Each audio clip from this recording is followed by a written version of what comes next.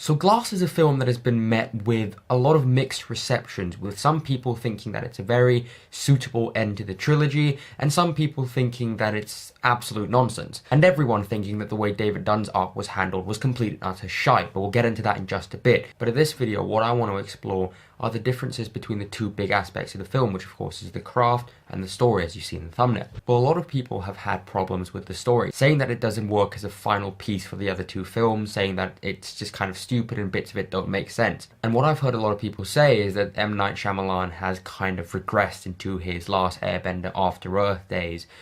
But I disagree with that, because I believe that if you look at this film from a craft point of view, it is incredibly well made. What Shyamalan has done as a technical director is really impressive. His use of the long take, for example, is very impressive. Unlike his use of the long take in The Last Airbender, which I explored in my video on it, the long takes in this film feel really motivated, intentional. From the opening one with James McAvoy, where he's just kind of skating around as Hedwig, or the one where Sam Jackson has his first proper encounter with the Beast, and the personalities are changing, and it's all done in one take, and the camera is just spinning around, which leaves room for so much masterful blocking. It's just really impressive filmmaking. You also have that shot where Sam Jackson and James McAvoy are trying to get out of the facility through that hallway, and then the guards come, and then you have a shot of him wheeling away as James McAvoy takes them all down.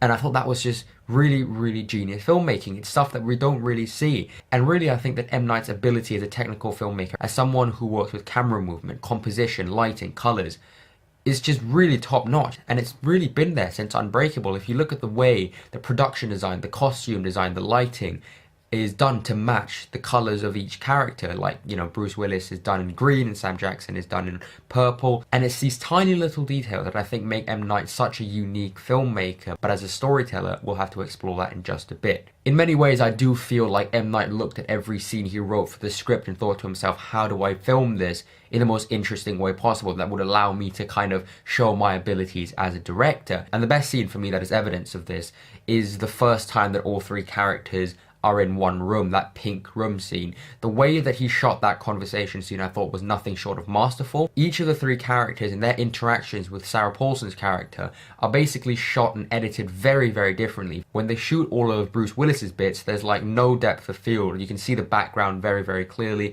The editing pattern is very different from when they film the conversations with James McAvoy. And this time there is depth of field, the background is blurred. And when of course they shoot with Sam Jackson, because his head is tilted, it's a Dutch angle. I mean, this is just genius use of the camera, genius use of editing. And the music in this film is good, it's decent. I don't think that it's quite as good as James Newton Howard's score for the original Unbreakable, and I was kind of hoping, like a lot of people, to have heard a little bit more of the Unbreakable theme, but it was fine. I thought the music was pretty decent, the sound and everything worked. What I'm trying to say here is that on a technical level, Glass is impressive, and then some. M. Night is going the extra mile with every single scene, with every single set piece, trying to separate and trying to differentiate these scenes from other films. And I really respect his ambition to go that extra mile. The story, on the other hand, is where things get a little bit, I really don't know how to describe it, to be honest, because the first act of this film, everyone unanimously agrees that the first act of this film is absolutely amazing. It is. It just is. Seeing David Dunn with his son, who's played so well by Spencer Treat Clark, seeing James McAvoy get introduced again, Bruce Willis getting kind of back into this world. It was really great. The second act, of course, slows down a lot, and the pacing there, I think, does suffer a little bit, but I didn't really mind it because the original cut of this film was meant to be like 3 hours and 15 minutes. I think it's very patient. There are a lot of scenes in that second act that didn't necessarily have to be there, but it's just kind of there as extra beats for the characters, beats that kind of help build up these bigger story moments, and I thought that they worked pretty well. The idea that you put these superheroes or super people into this enclosed space, this self-contained location, and try and convince them that they're not super through these psychiatric means. That is genius. It's so good. It's such a great idea. The execution of it, the structure of it may not be, you know, mind-blowing amazing, but I thought that the idea alone and the way that these characters interacted with each other for the most part worked really well. But let's talk about that ending, because some people are really happy, some people are really upset. I'm really happy about certain things, and I'm really upset about a couple things myself. The way that they handled David Dunn, he dies, right? All three of them die. That pissed me off. David Dunn, one of the greatest character arcs in the first film. In this film, he doesn't, it's just kind of like a repeat of the arc that he had in the first film. And Bruce Willis is great, but he barely gets any dialogue. He disappears in the second act for a long time. And I think that's my biggest issue with that second act, is that M. Night didn't do a good enough job of juggling these characters. He would completely put his focus on one and then completely neglect the others, which was a bit of a shame. But the way that they handled David Dunn, the way that he died as well, like, I don't mind if they had killed off David Dunn, but the fact that he died in a fucking mud puddle, that really upsets me.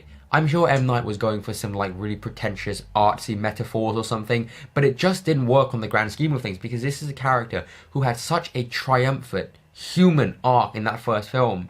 And here he just goes out in literally the most unceremonious, pathetic way possible. And there are quite a few plot holes with this. Like, does that completely take away from his powers? Does being submerged in water completely strip him of all his abilities? What's going on? Also, the way they killed McAvoy, what a waste of a great character, what a waste of a great performance, what a waste of a great actor. And it was the very sort of generic red dot, boom, one shot, bleed out on, you know, lying on someone as they're holding you and you're dying kind of stuff. We've seen that all before.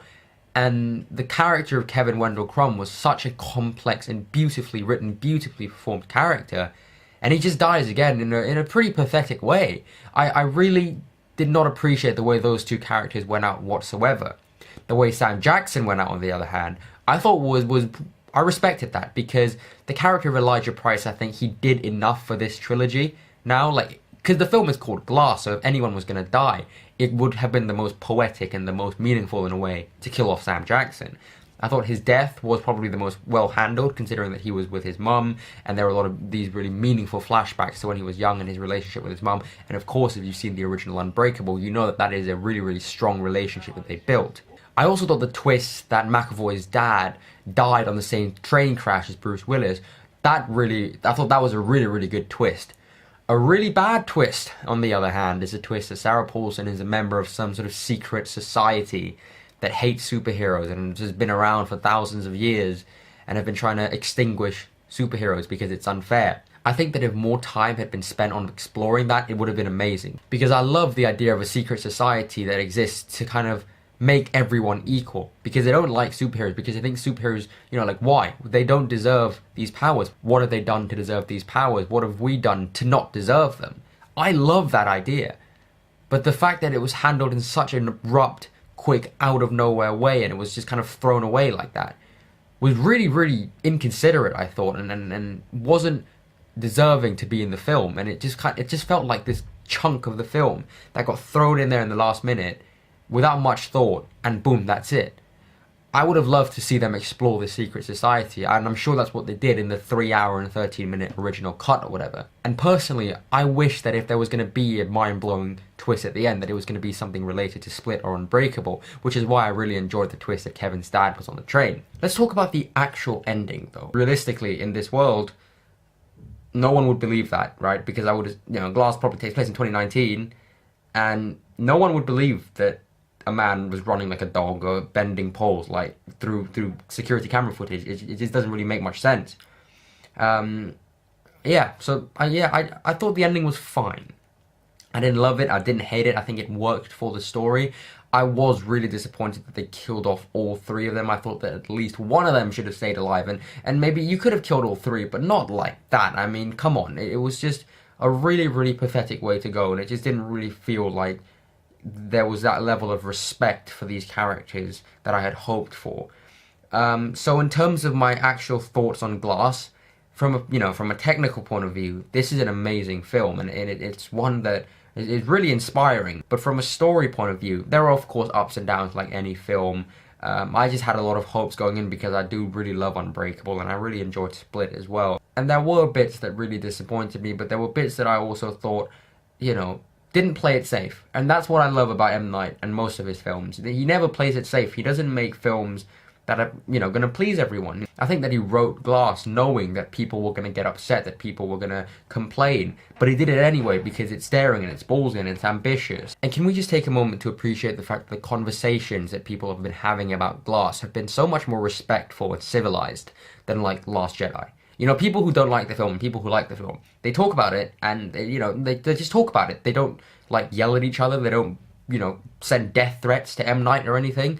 Like, and also, the way M. Night handles criticism and hate, if you've watched any one of his interviews, you know that this is a guy who, handles it with respect, and he takes it on the chin, and he continues to do what he does. He makes original films that are daring and bold, except for After Earth and Last Airbender. Let's not talk about that.